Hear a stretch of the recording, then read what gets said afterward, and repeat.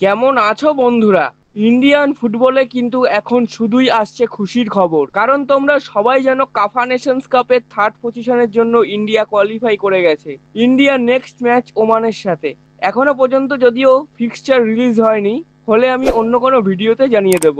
কিন্তু বন্ধুরা, এখন কথা বলবো AFC under 23 Asian cup qualifier নিয়ে। তোমরা সকলেই জানো যে গত ম্যাচে বাহারিনকে 2-0 গোলে হারিয়ে বর্তমানে 3 পয়েন্ট নিয়ে গ্রুপের সেকেন্ড পজিশনে রয়েছে ইন্ডিয়া।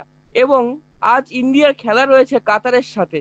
সেই কাতার যারা গত ম্যাচে ব্রুনেইকে 13-0 গোলে হারিয়েছে। ইয়েস, ব্যাপারটা বুঝতে পারছো? 13টা গোল মেরেছে ব্রুনেইর জালে। এবং অপরদিকে বাহারিনেরও কিন্তু আজ খেলা রয়েছে এই ব্রুনের সাথে। তবে বন্ধুরা, আমি এখন কথা বলবো আমাদের ইন্ডিয়া বনাম কাতার ম্যাচটি নিয়ে। এই সেই কাতার যারা নাকি 2026 ওয়ার্ল্ড কাপ কোয়ালিফায়ারে আমাদের ঘরের মাঠে সিনিয়র টিমদের 3-0 গোলে হারিয়েছে এবং তাদের ঘরের মাঠে 2-1 গোলে হারিয়েছে আমাদের।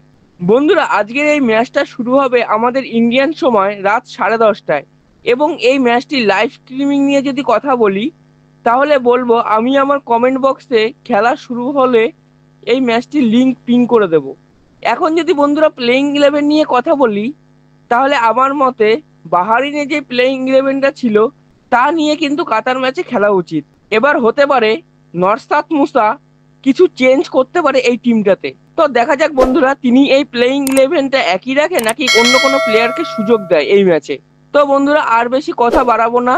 আজকের এই ম্যাচ নিয়ে তোমাদের কি প্রেডিকশন আছে সেটা কিন্তু অবশ্যই কমেন্ট করে জানাও। তো বন্ধুরা, এই ছিল আজকের ভিডিও। যদি এই ভিডিওটা ভালো লেগে থাকে তাহলে লাইক কমেন্ট শেয়ার করো এবং চ্যানেলটা অবশ্যই সাবস্ক্রাইব করো। এবং আমার ফেসবুক আইডিটা ফলো করে রাখো সবার আগে আপডেটগুলি পাওয়ার জন্য। জয় হিন্দ, জয় ভারত।